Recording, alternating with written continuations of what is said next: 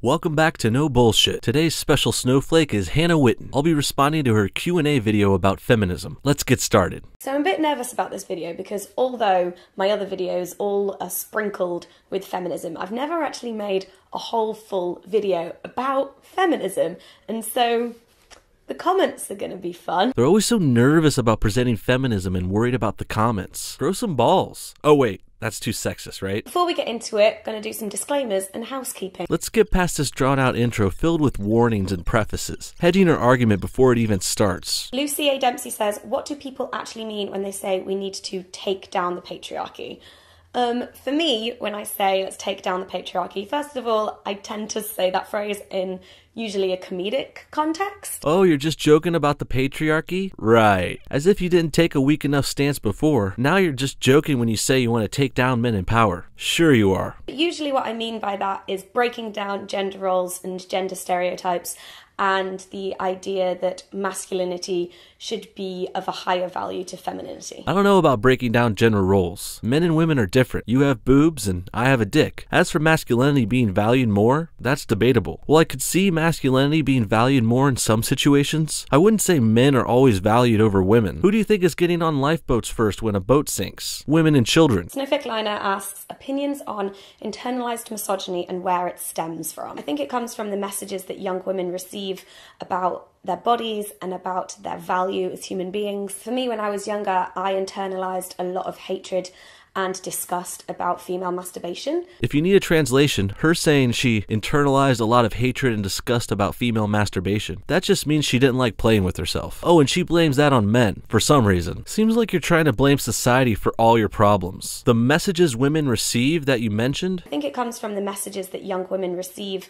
about their bodies. They come from your family, friends, and media influences. If you felt guilty about masturbation as a kid, I would start with your parents or maybe the church or something. I assure you that this doesn't happen to every girl because of the patriarchy. There are plenty of parents who have raised girls to have healthy thoughts about sex and masturbation. Trust me. A lot of hatred and disgust about female masturbation for years. I thought it was disgusting and I didn't want to touch it and I thought it was gross and couldn't talk about it. More about her vagina, how she thought it was disgusting and gross. Her words, not mine. I can't believe that she's naive enough to think that all girls are pressured into thinking masturbation is bad. Is that even a thing still? Maybe 100 years ago, or maybe in Britain where this chick is. I'm in America and none of my family or friends look down on masturbation like this. I can't exactly remember where that came from, just probably all of the messages I was receiving. Now she doesn't even know why she was grossed out by masturbation. No way it was a personal or familial thing, right? It must be internalized misogyny then. Sure. Grace Liza asks, what is feminism to you in your own definition? Feminism to me is ultimately about gender equality. Cue the misleading dictionary definition of feminism. Can never have a dumb YouTube video without it. My feminism definitely has an element of female empowerment to it. You can't have equality on one hand and then empower one side on the other. Difference between sexual liberation and objectification of women.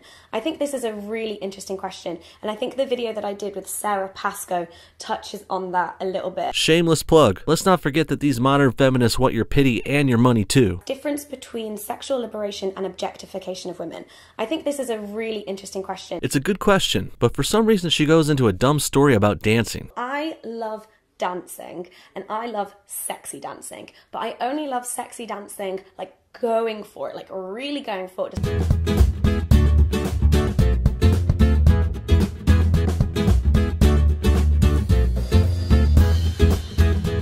I think for me, the difference between sexual liberation and objectification is permission.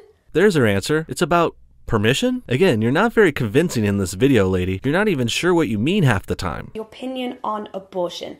I am pro-choice. Having children isn't for everyone and accidental pregnancies happen, and I don't think that women should be punished or shamed for that. Well, I have to give credit where credit's due. I actually agree with her whole answer about being pro-choice. Well put. Seems like you're not a total monster, just a bit naive about some things. What was your experience with feminism and sexism in school? I went to a very boy-dominated school. It was about 70 or 80% male. To be honest, I don't remember experiencing any sexism. Okay, long story short, she went to a male-dominated school but experienced no sexism. What a lovely example for why you don't fucking need feminism. Any book recommendations about feminism?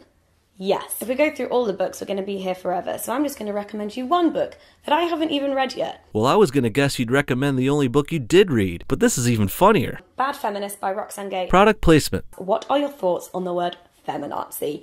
I hate it. People who strive for gender equality should not be compared to genocide maniacs. Honey, you're really missing the point of the word feminazi. First of all, not all Nazis were genocidal maniacs. Now, I'm not defending the Nazis, just stay with me. All of Germany and many parts of Europe were technically Nazi during World War II. It was a socialist society that tried to elevate one perfect race to the top, the white Aryan Germans. Now here's where feminism comes in. Since the genders already have equal rights in the present, many think radical feminists nowadays are just trying to elevate women, the one perfect gender, to the top. Thus the word feminazi was born. How do you tell someone that they are being sexist if it's meant in a nice way / it's not deliberate?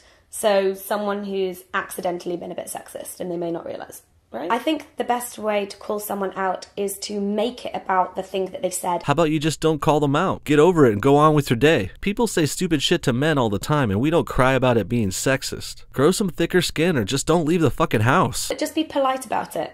And hopefully they will also respond with politeness. Yeah, people are always polite when you call them sexist. Can this girl get any more naive? Opinion on, I'm not a feminist, but I believe men and women are equal. I definitely used to hate that a lot more than I do now. Here's where feminism really starts to sound like a religion, tricking people into their cult by saying, if you believe in equality, you must be a feminist. Come on in and drink the Kool-Aid. I personally identify as a feminist to recognize the systematic oppression that women have experienced over the years, and also in other countries. Bitch, you're not fucking oppressed. That's bullshit. And don't even try to co-opt that victimhood from other countries.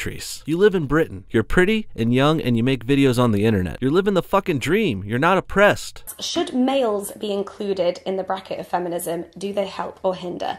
I think men definitely help. The nature of the world that we live in is that if I was a man and making this video, I would be taken a lot more seriously than as a woman. I think people don't take you seriously because you're a young, naive, special little snowflake who makes silly, unsupported claims on the internet. It's not because you're female and men are taken more seriously. People who are smart, well-spoken, and use factual arguments are taken more seriously regardless of gender. Again, like masturbation, you're projecting another of your problems onto the patriarchy. Are also down to the fact that we have these strict gender roles, and that's what feminism is working to eliminate, basically, and that helps men too. I don't know about that. Eliminating gender roles isn't necessarily good or what everyone in the world wants. Some girls want to be housewives. Some guys want to be the man of the house. A lot of females choose to enter teaching and childcare jobs. And more men go into math and science fields. It's just the way the genders are. They are different and not equal. But that doesn't mean there's a problem and it's not fair. In what ways can younger feminists help spreading awareness and joining the fight? You can start a feminist club in your school, you can create or join campaigns. There's no age limit on your ability to participate in feminism. More indoctrination methods. Feminism is the new hip cult of the 2010s, guys. Spread the word. And no age limit. Let's get them while they're young and naive. How many subsections of feminism are there?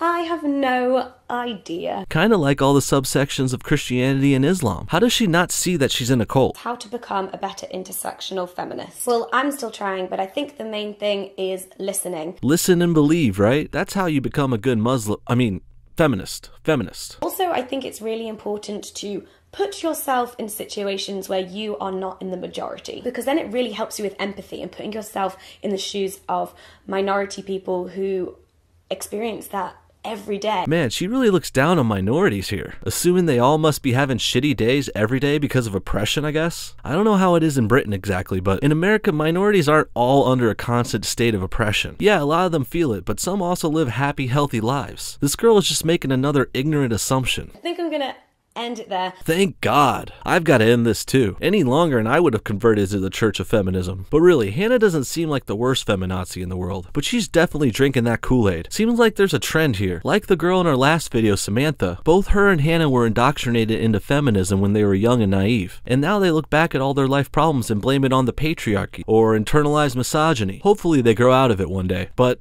I'm not going to hold my breath. Until next time, good night everybody.